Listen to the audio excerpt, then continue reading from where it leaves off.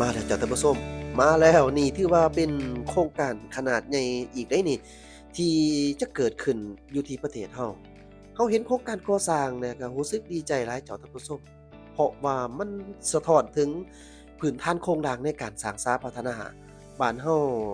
ถนนหนทางหนทางมันยังบ่ทันได้กวมรวมเอาหมดทุกจุดทุกบ่อนฉะนั้นบางบ่อนก็ยังพบความยุ่งยากอยู่แต่ว่าทางเบื้องภาครัฐบาลเองเพิ่นก็ บ่ได้นิ่งนอนใจดอกเพิ่นก็เฮ็ดเวียกเฮ็ดงานของเพิ่นอยู่ต่างแต่ว่ามันเว้าเรื่องทุนร้อนคันบ่มีทุนร้อนครบมันก็เว้าเรื่องการที่จะสร้างศาลนี่ก็ยากฉะนั้นบางบ่อนก็ต้องได้เป็นหนี้อันนี้ก็ต้องเข้าใจเนาะถ้าหากว่ามีหนี้แล้วเพื่อการสร้างสาพัฒนามันก็โอเคเนาะเจ้าเพื่ออนาคตลูกหลานในภายหน้าหยังประมาณนั้นเจ้าเอ้าข่าวๆใหญ่ก็ว่าได้นี่เจ้าท่านผู้ชมแผนการต่อหน้านี่แม่นว่าเพิ่นจะก่อสร้างเส้นทางรถไฟ จากนครหลวงเวียงจันทน์หาแขวงคำม่วนออกชายแดนลาวเวียดนามเจ้าอิงตามข้อมูลข่าวสารจากทางคำม่วนนิวส์เพิ่นเองนี่ก็เปิดเผยให้รู้ว่าท่านเหล็กไหลศรีวิไลรัฐมนตรีกระทรวงโยธาธิการและขนส่งพร้อมด้วยคณะแม่นว่าได้เข้าพบปะกับท่านว่านไส้พ้องสวรรค์เจ้าแขวงคำม่วนในมื้อวันที่4พฤศจิกายน2025 อยู่ที่ห้องว่าการปกครองแขวงคำม่วนท่านเหล็กไหลศรีวิไลได้แจ้งสภาพการมาเฮ็ดเวียกอยู่ที่แขวงคำม่วนโดยเฉพาะแม่นการลงติดตามและก็สุกยู่เวียกงานโยธาธิการและขนส่งภายในแขวงคำม่วนแผนพัฒนาแขนงโยธาธิการและขนส่งในต่อหน้าเฉพาะแขวงคำม่วนนี่เป็นแขวงยุทธศาสตร์สำคัญซึ่งจะได้มีการพัฒนาและก่อสร้างทางรถไฟจากนครหลวงเวียงจันทน์มาหาแขวงคำม่วนและจากแขวงคำม่วนไปสู่ชายแดนลาวเวียดนามนอกจากนั้นแม่นการยกระดับเส้นทางเลขที่13ไต่เส้นทางเลขที่12ระยะเส้นทาง147กิโลเมตรที่ออกไปชายแดนเวียดนามโครงการคลองระบายน้ำของโครงการพัฒนาตัวเมืองตามแนวทางอนุพักษ์พืชแม่น้ำคลอง C หรือว่า GMS4 ตัวเมืองท่าแขกและกับปัญหาอื่นๆที่มีความสนใจร่วมกันในโอกาสดังกล่าวนี้เจ้าแขวงคำม่วนแม้นได้แจ้งสภาพการพัฒนาของแขวงคำม่วนในระยะที่ผ่านมาแล้วก็ทิศทางแผนการในปีต่อหน้า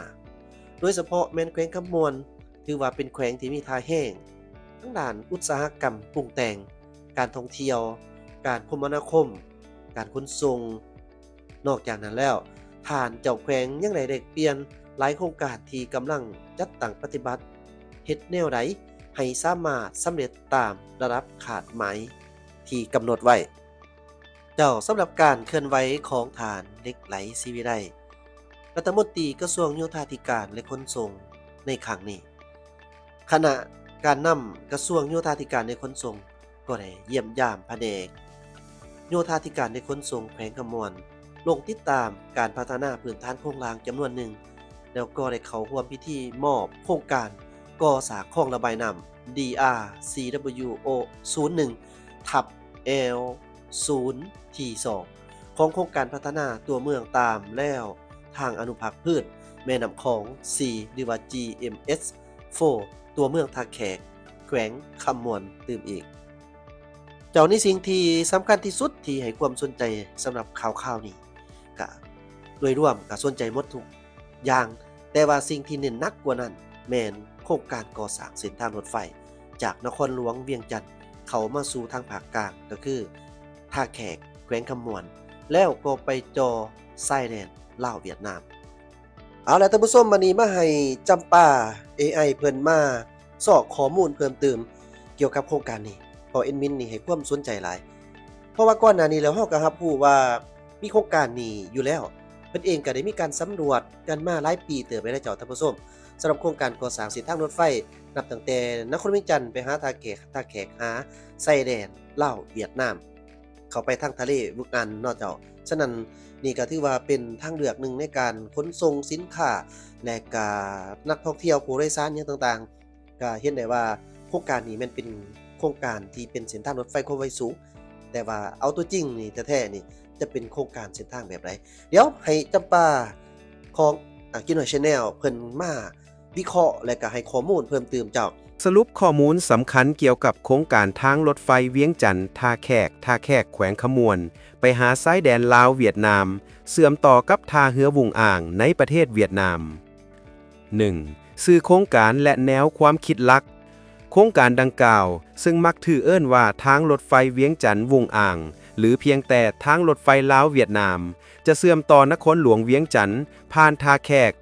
กแขวงขมวน ข้ามสายแดนไปยังประเทศเวียดนาม เสื่อมต่อกับท่าเรือวุงอ่างเฮ็ดให้ลาวสามารถเข้าถึงท่าเรือน้ำลึกได้โดยกง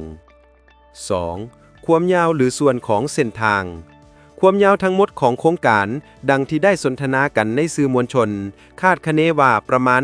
555กิโลเมตรแบ่งออกเป็นประมาณ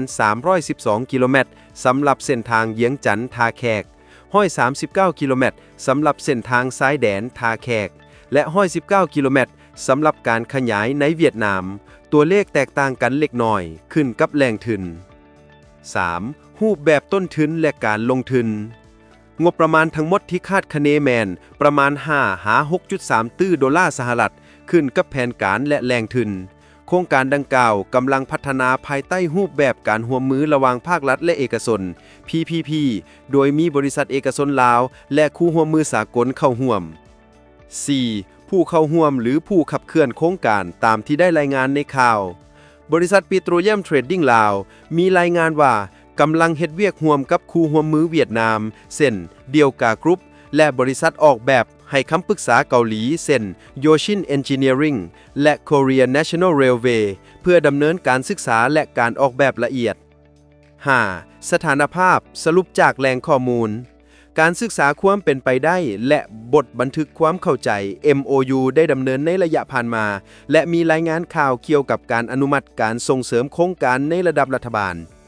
6. จุดสำคัญที่ควรรู้ความบ่แน่นอนข้อมูลละเอียดเ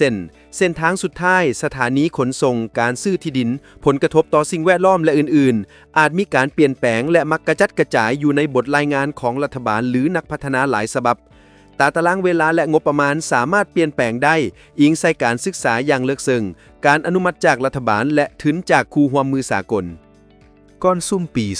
2020แนวความคิดเบื้องต้นและการศึกษาเบื้องต้นแนวความคิดของการเชื่อมต่อเวียงจันทน์กับท่าเรือวุงอ่างได้ถูกปรึกษาหารือเป็นเวลาหลายปี